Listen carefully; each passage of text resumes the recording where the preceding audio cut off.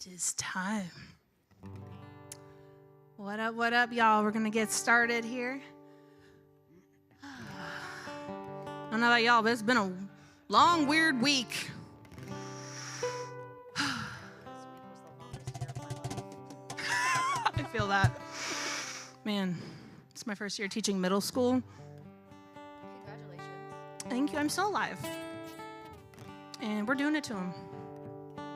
But I need this next song real bad. Oh, it's all about having a good day. I'll save it. Before we start, let's see who we got up here. We got Charles on the drums. Oh. Hey, he caught it. He caught it today. New day. We've got Tati. Hey. We've got Mike on the lyrics. We've got Noel on uke and vocals. And Nolan on guitar. Yeah.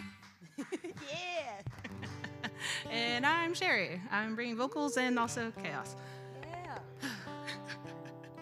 All right, so if you would like to stand and sing with us, let's set ourselves up to have not just a good day, but a better week.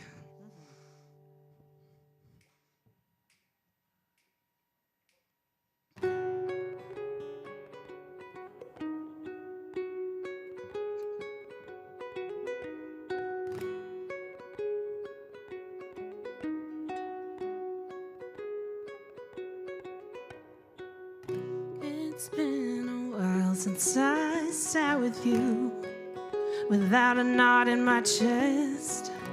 It's been a while since I wanted to. I always felt a little oppressed. Oh, it's been a while.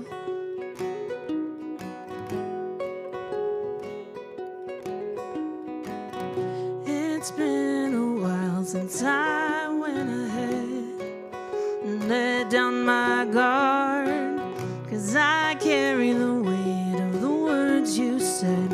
That makes it just a little bit hard to reject the lies you perpetuate. But you're not the keeper of the pearly gate, and it's been a while. I'm coming back to fight for my place.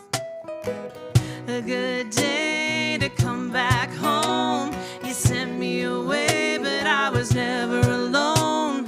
You were afraid there was not enough, but you can't run out of love. So I'm here to stay, and I'm sitting in the front row. It's a good day to come out of the shadow. God made me good in every way, so I'll raise my voice to celebrate a good day.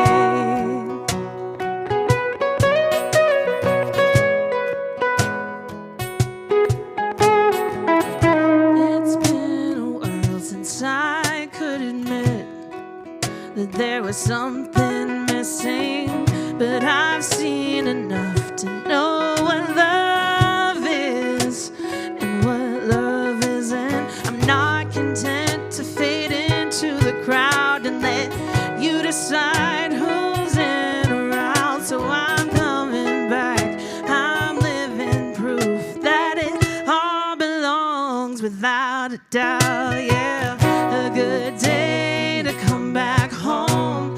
You sent me away, but I was never alone. You were afraid there was not enough, but you can't run out of love. So I'm here to stay, and I'm standing in the front row. It's a good day to come out of the shadow. God made me good in every way, so I'll raise my voice to celebrate a good day.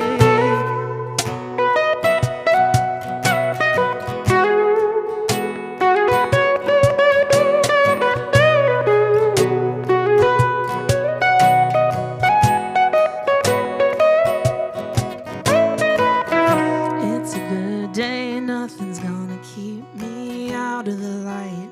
I'm not gonna hide, I got a heart in the right place, covered in the good graces of an endless love.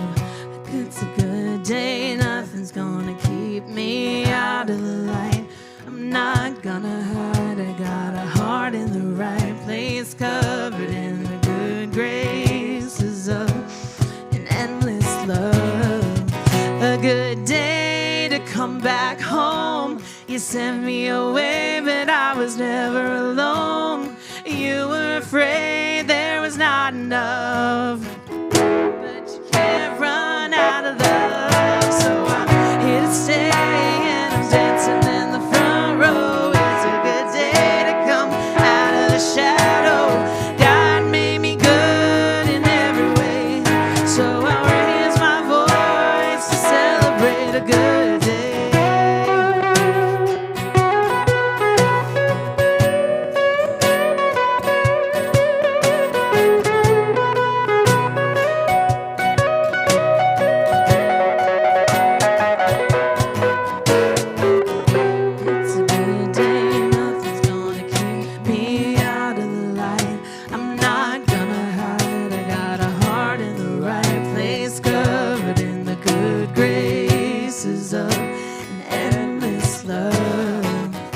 It's a good day, nothing's gonna keep me out of the light.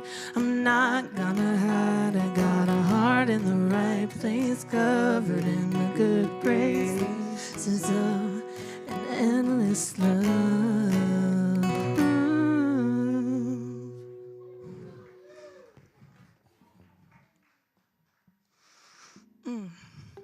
We're gonna mix it up a little bit. You never know what's coming next, who's singing next, so just to keep you on your toes. Who is singing next? I don't know. Oh, it's me. I thought you guys knew. That's all I got.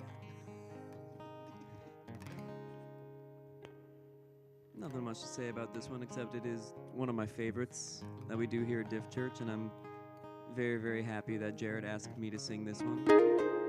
So, without any further ado, one of my favorite songs here, You Got It.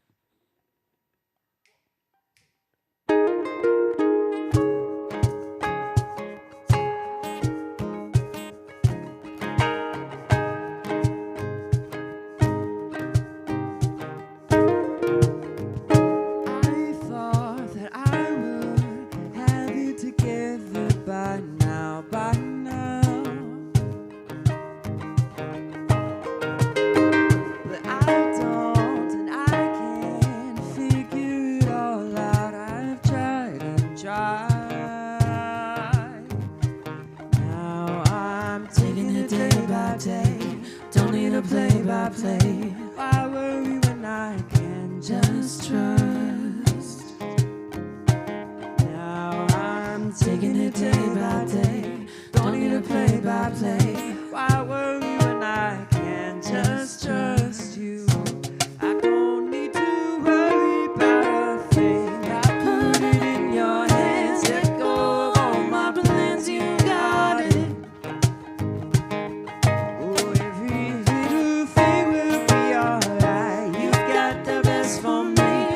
You with everything, you got it.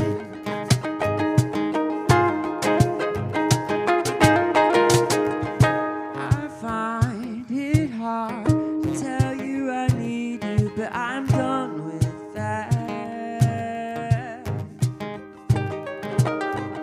No more heavy burdens, I lift my hands up now. God help me now.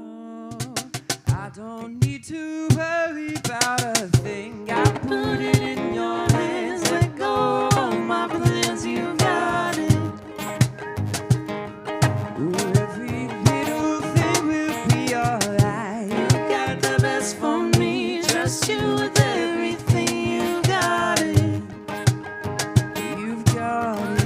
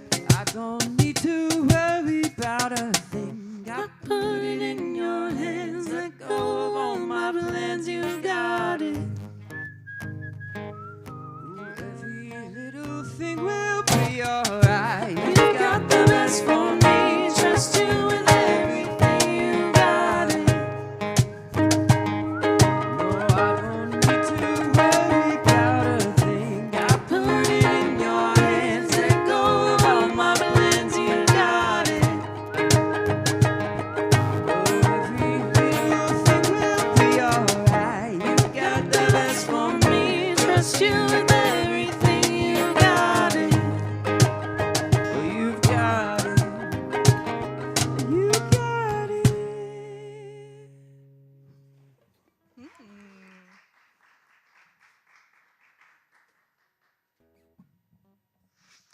All right. This next one's another familiar one called Open Over Us. It's just a beautiful one. Something I've historically not been great at, being open to God in general. You know, growing up, as a closeted queer kid, you tend to be a little closed off. Wonder why. But it's something, you know, we've been practicing and it's coming together.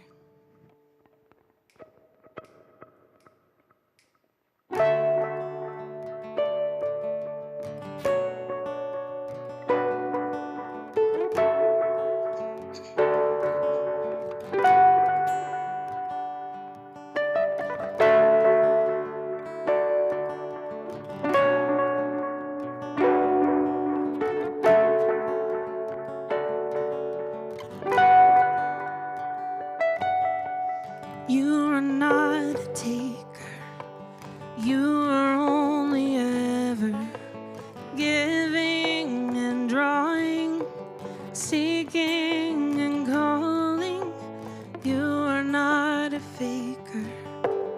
You are only ever honest and true, genuine in all you do.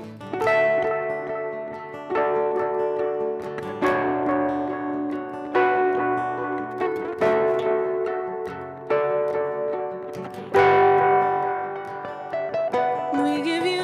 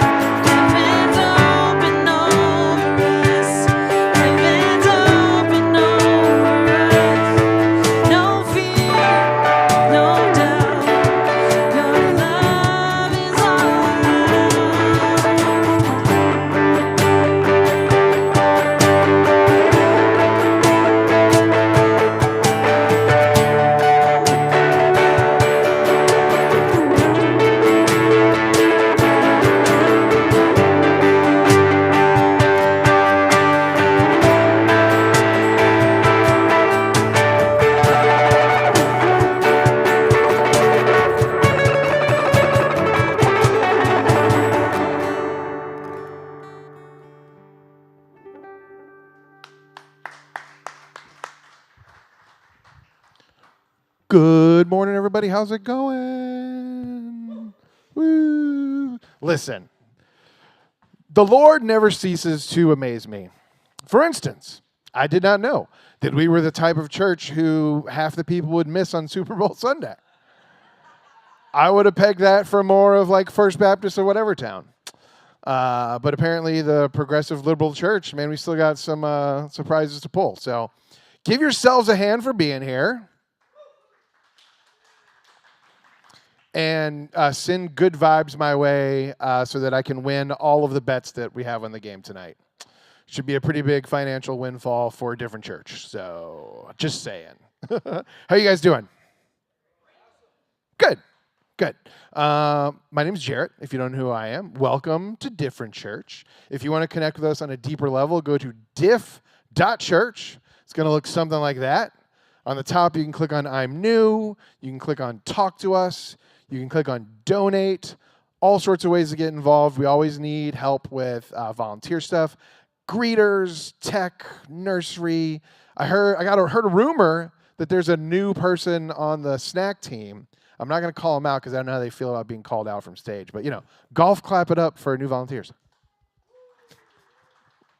Okay, a couple quick announcements. Number one, next week, Winter Pride, which is the type of pride I can get behind, where you're not sweating your butt off. It is happening on Central, so parking might be weird.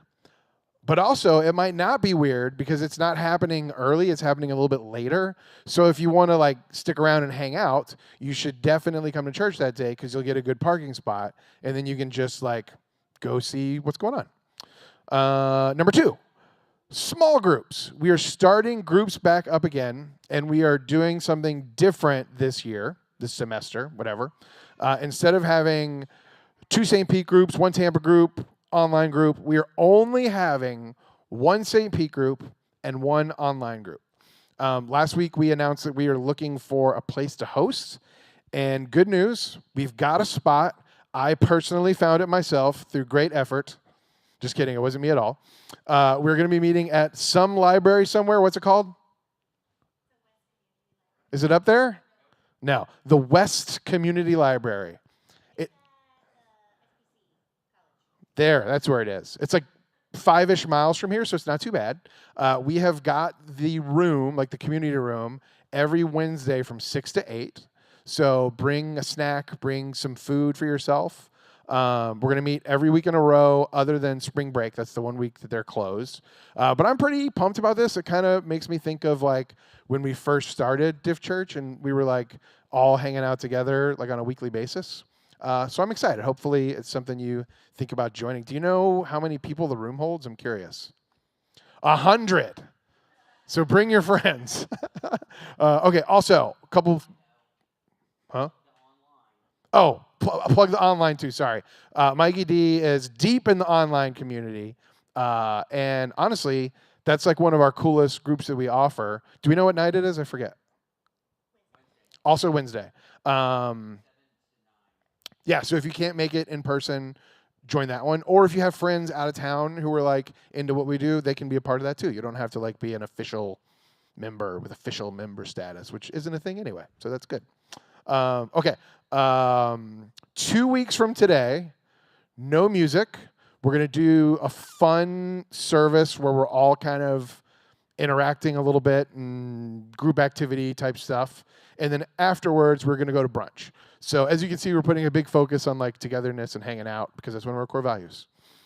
Okay, I think that's it. Did I do okay? I think I did pretty good. Okay, keep it clapping for Hannah. Woo! Woo! Dang it. I turned you off, but I turned myself off first, so it's the whole thing. Good morning. Okay. You ready? Doesn't matter. It's happening. Our passage for today is from Psalm 131. This is what it says. I made slides this morning. This morning while Nova talked to me nonstop. I have no idea what she was saying, and possibly these slides are wrong, so you may want to listen. This is what it says, a song of ascents of David. O Lord, my heart is not lifted up. My eyes are not raised too high. I do not occupy myself with things that are too great and marvelous for me. but I've calmed and quieted my soul like a weaned child with its mother. My soul is like the child that is with me. O Israel, hope in the Lord from this time on and forevermore. Psalm 131 is one of the shortest psalms in the Bible. It's only 3 verses long.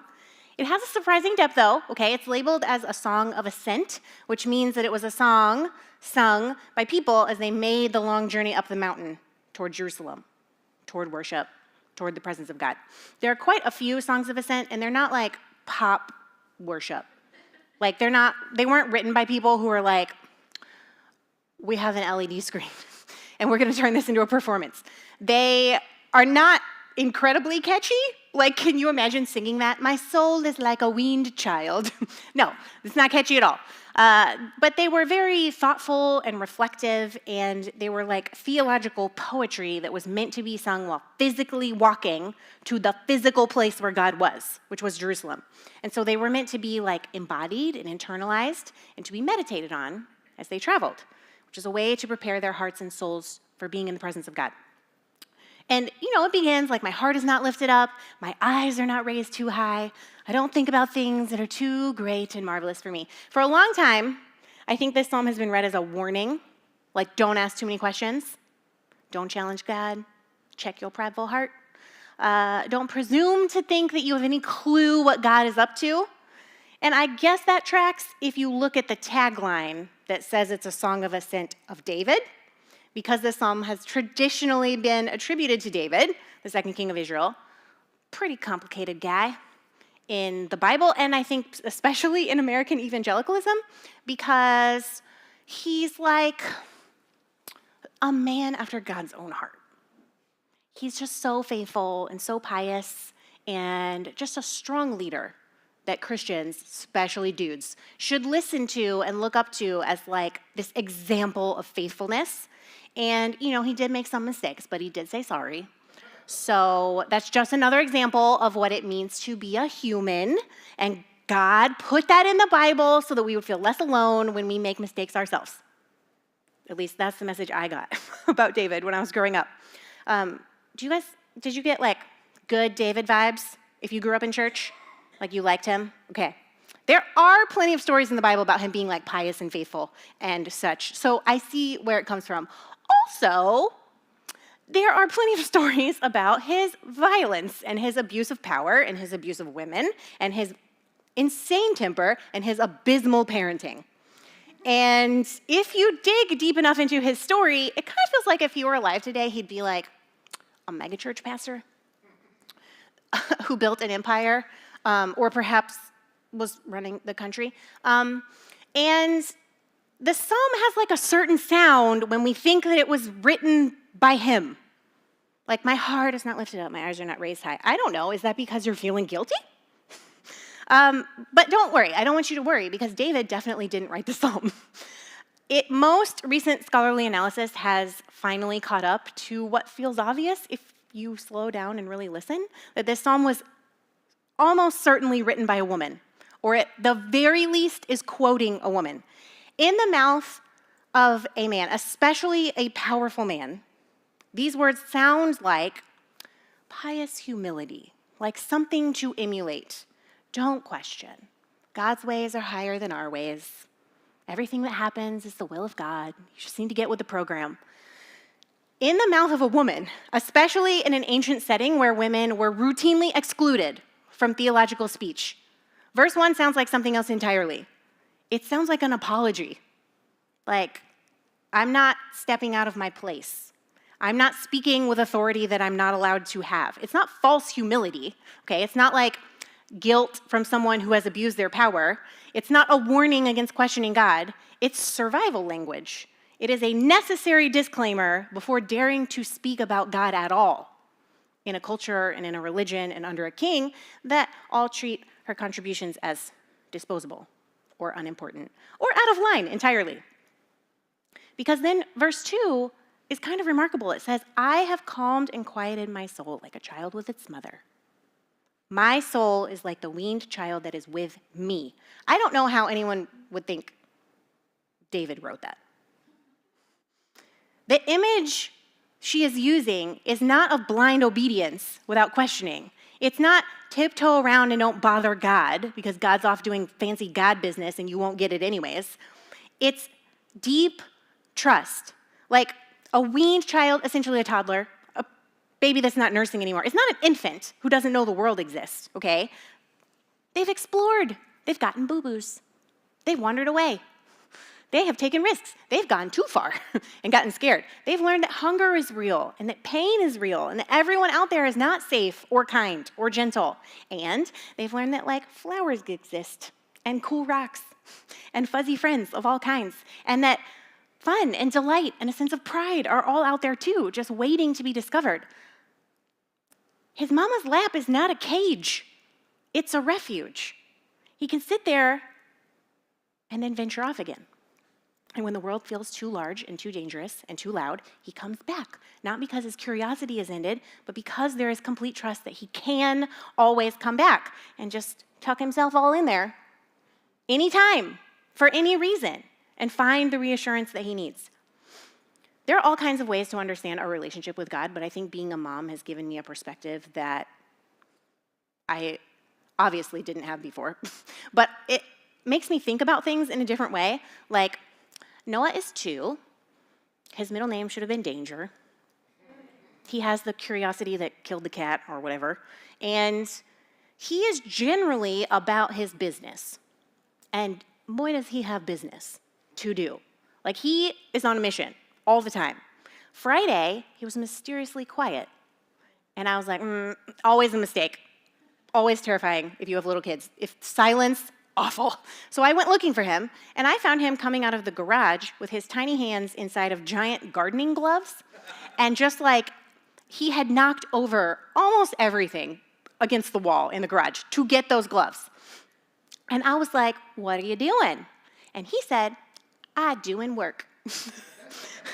And then he grabbed his steamroller and he disappeared out the back door. And I was like, okay, bye. And 10 minutes later, he came back inside looking very grumpy because it is in fact impossible to do work while wearing gloves that are 7 times too big for you. And I know that that was the issue because I was spying on him from the kitchen window. They kept falling off, and he kept getting more and more aggravated until the last time one fell off, he like threw it across the yard and stomped his feet and just like screeched. He was like, ah! And he doesn't know I'm seeing this. And then he comes flying back inside. And I, in my all-knowing, all-seeing wisdom, was like, what's up, buddy? I expected him to be like the stupid gloves. He's not going to say that because per Nova, that's a very bad word. It's so bad she can't say the S word. And I was like, yep, that's the one. Can't say that one. Like, I expected him to be like, the gloves aren't working, and you need to fix this for me. And I was like, what's up, buddy? And he goes, I need some love. He's so sweet. And then he stomped over, and he plopped his mad little butt in my lap, and he demanded that we listen to Thunderstruck, and then the Garbage Truck song.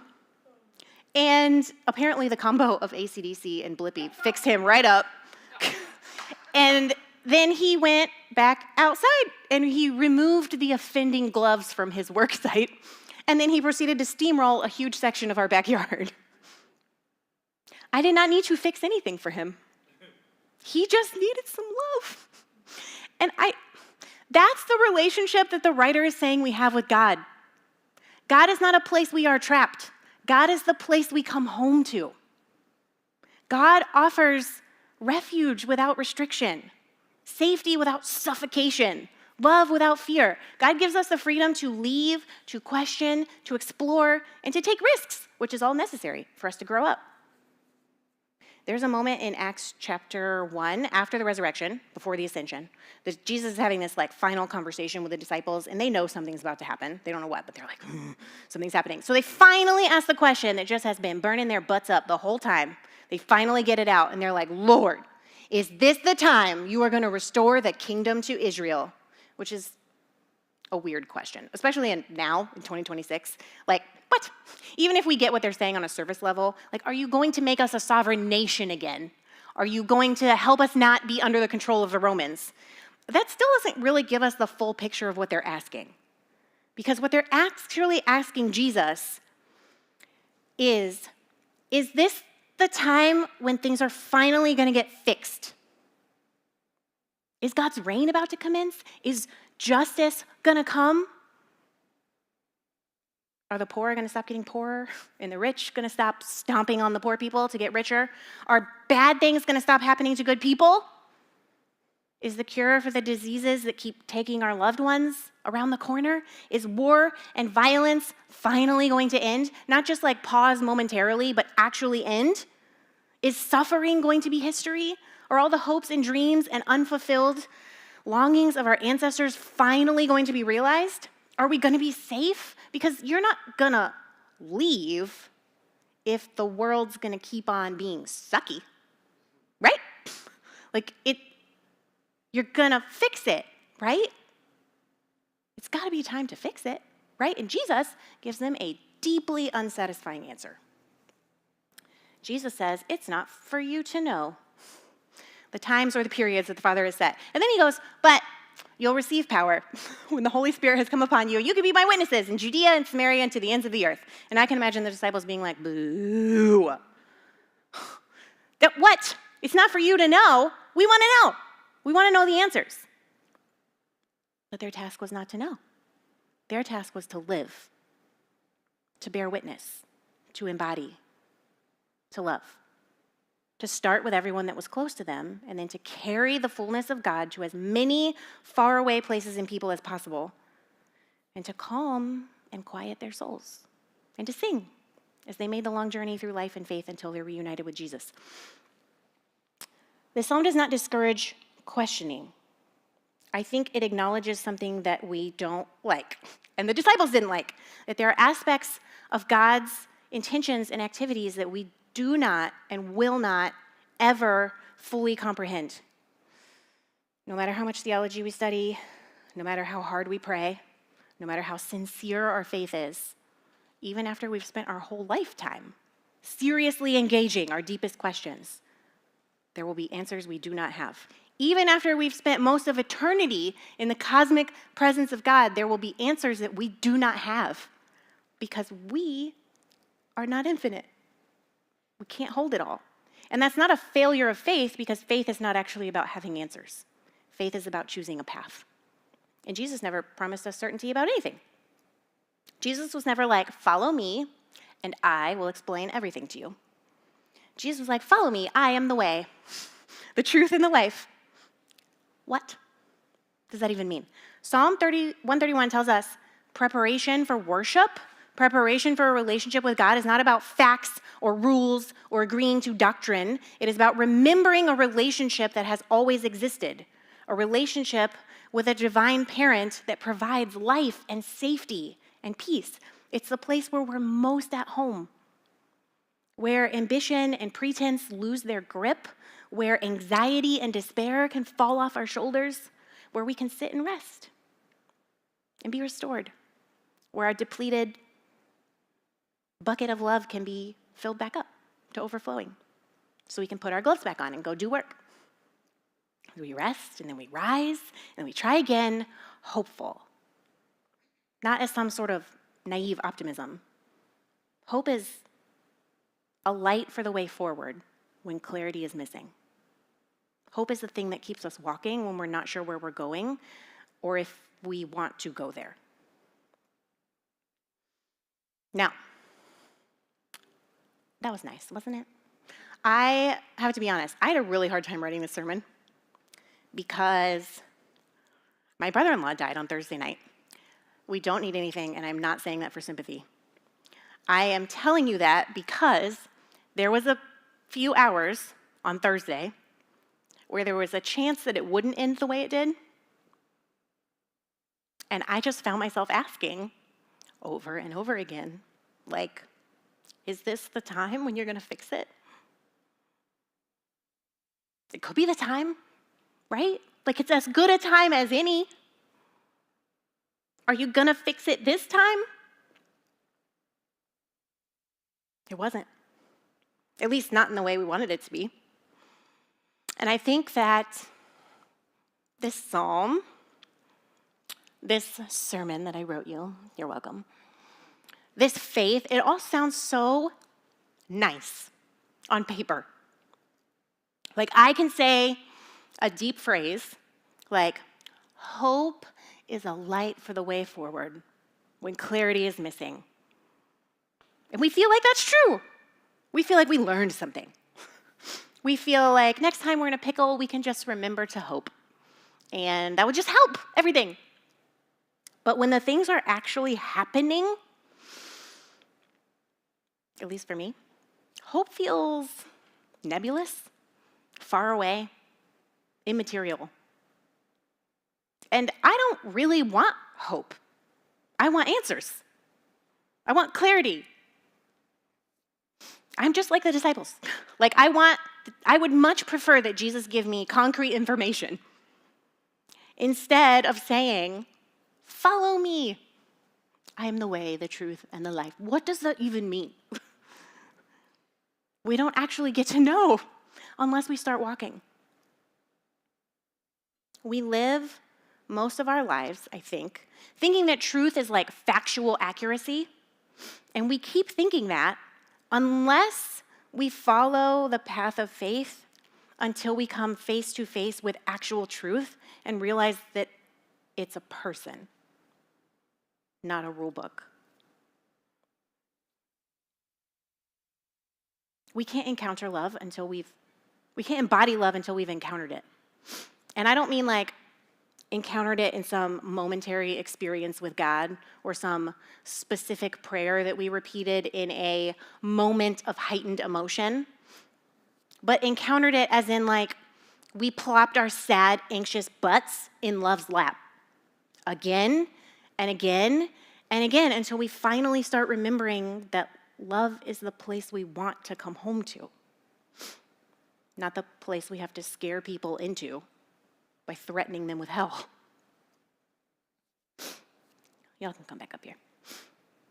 Genuine love and God are the same thing because God is love. And hope isn't actually like nebulous or nonsensical after all, because hope at its core is really just trust, not in answers, but that the love that makes up God is at the core of everything that heals us and sustains us and keeps us going, even when we don't really want to and we're not sure how it's possible. I think what we do often is instead of returning home and saying, I need some love, maybe not even like that, instead of stomping in the back door and saying, I need some love, we just throw our two big gloves down and we stomp our feet outside and we scream. And then we go off in search of a glove YouTube tutorial that will give us the secret sauce to make them somehow work the way that we want them to so that we can be about our productive business of steamrolling God's creation. And we might find some answers, like just enough answers to make us think that we don't actually need to go inside and get some love. Because what we're doing is working. But it's not working. I don't think it's working for us. I don't think it's working for the church in America. Because we have gotten really legalistic about the rules and who can do what and where and when. And then when other people dare to not follow our rules and they just go inside and look for God themselves, we get punitive and bitter and we start telling people not to question and to check their prideful hearts. And. You know where I'm going with this. Like, I look at all the really angry, like, hateful Christians in America, and I feel a lot of things. But mostly I just think they need to come home. That what they need more than anything is some love. Like to sit in God's lap and let their soul have a chance to remember what love actually feels like. You know, it's pretty easy to point fingers. But just because I'm not out scaring people into heaven and like threatening people in the name of Jesus does not mean that I am not stomping around the backyard trying desperately not to have to go inside and tell my divine parent that I'm worn out and sad and low on hope. Maybe that's where you are. But I think maybe that's why we're meant to make gathering as a people of faith an intentional and important part of our lives. Because it's really easy to stay outside when you're by yourself. But when everyone else is going inside, you go together. We have 2 more songs, but the first song you can actually stay seated for. It's probably not a song you want to sing along to. It's like a depressing song. It's a song about all the ways that trying to follow God from the lens of the guy in power isn't about following God at all, and how we're missing the point entirely.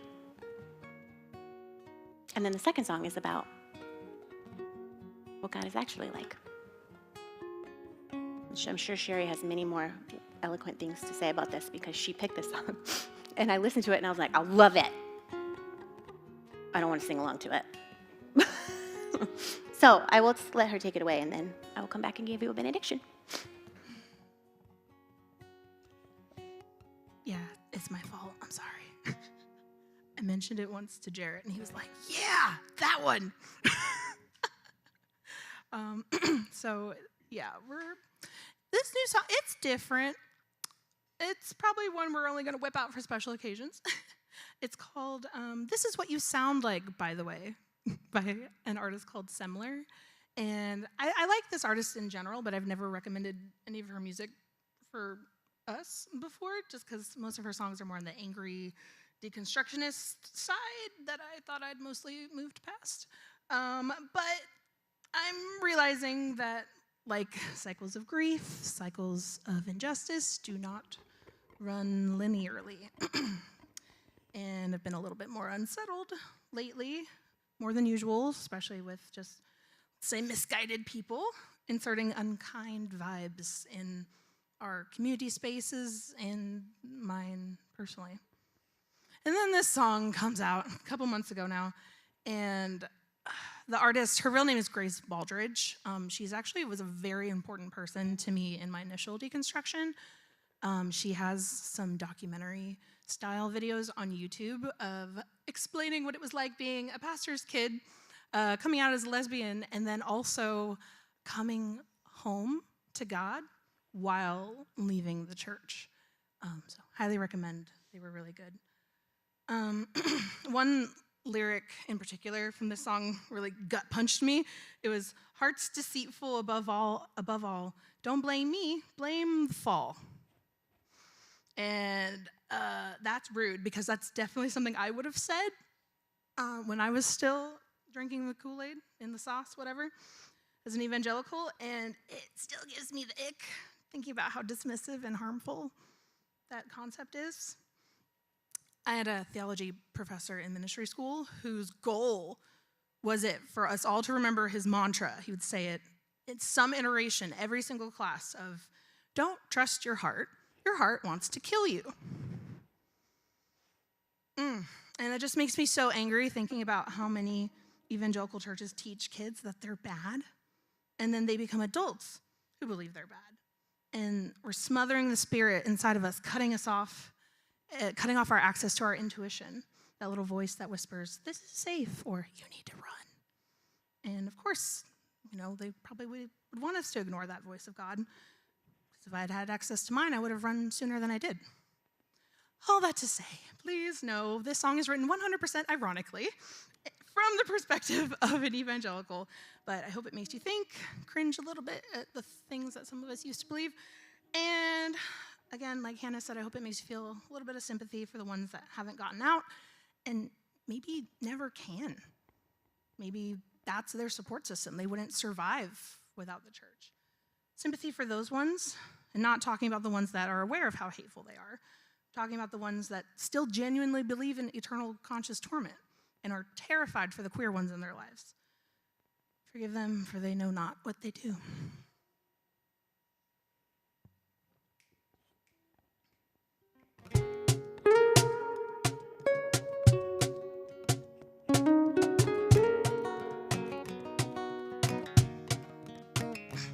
God, wonder here below, God, creator of all souls. God bless you, God is great. God requires me to hate how you raise your family. If you pray different from me, how you parse through ancient text, vanquish shame and free regrets. That's the way to feel God's love. You'd be wrong if you feel judged. Hearts deceitful above all. Don't blame me, blame the fall.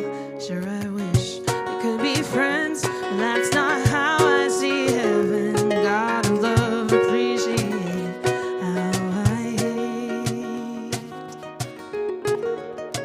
the way you hate. I've heard no hate like Christian love. That's not what I'm thinking of. I care for you all the same, just so long as you will change from who you are. Eventually, there's no way your heart's at peace. It ain't fair, but ain't it kind? God's got vengeance on his mind. That's the way to feel God's love. You'd be wrong if you feel judged. Hearts deceitful above all.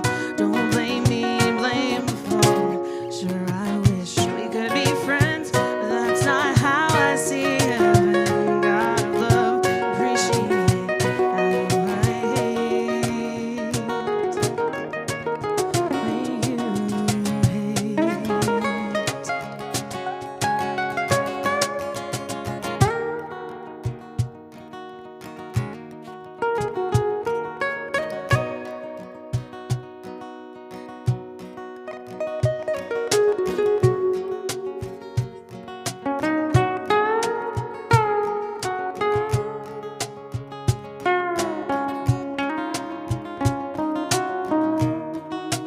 Turn or burn, or live and learn.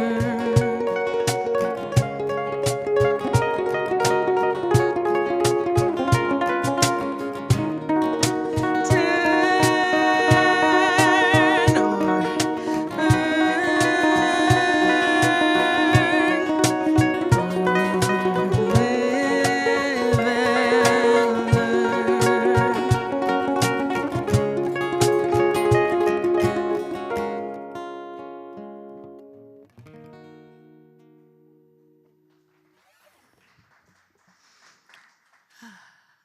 if you would please stand with us for this last one, let's finish it up on a much better note.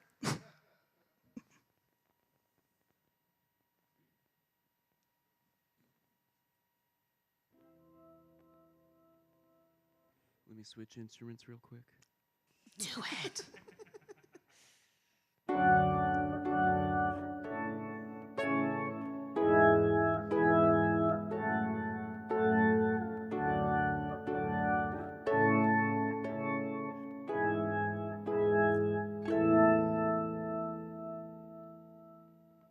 All that divides us, tear it down. Where there is hatred,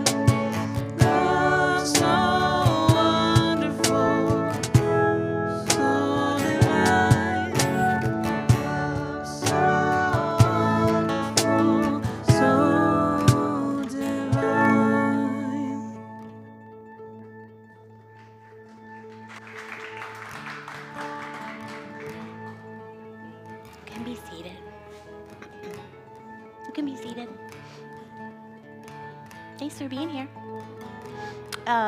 Last week I mentioned that Pride opened their registration, and it's like with fees and everything, it's essentially like $398 to have a spot in the parade and have a booth at the street festival, which we do every year, no matter what.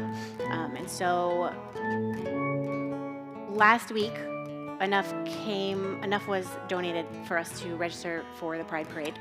And so we are officially in the Pride Parade, which is lovely. If you've never been, you should go. You should walk with us. It's cooler. There's a breeze when you're walking. It's very hot if you're just standing there. But there's so much joy. It's like 98% joy and 2% heat stroke. But we like also to have a booth at the street festival because that's when we can actually talk to people. And every year we have really amazing conversations with people who say things like, "You don't hate me? You're not here to yell at me? What do you mean I can come to church? I gave up on church. Church gave up on me." So, if you'd like to help us, you can donate online in general, but you can donate online or in the box in the back. And online, there should be a tag for Pride, or you can like type in Pride or whatever. That would be awesome. Shout out to Sarah for bringing awesome snacks. I see that you have some donuts left. That's because Nova came in with an entire bag of tortilla chips, like a big one, and a thing of guacamole. Otherwise, she would have eaten 7 of those already. So get some donuts while you can. And let's pray. Loved ones, when the road ahead feels impossible, when answers stay out of reach, may your soul be calm and quiet. When the work is hard and the gloves don't fit and hope feels thinner than you need it to be, remember where to go, to sit down, to be gathered in, to say without apology, "I need some love." May you rest in the arms of God for as long as it takes to fill every aching place with peace. And then may you rise and begin again your sacred task to live, to bear witness, to embody, to love. Amen.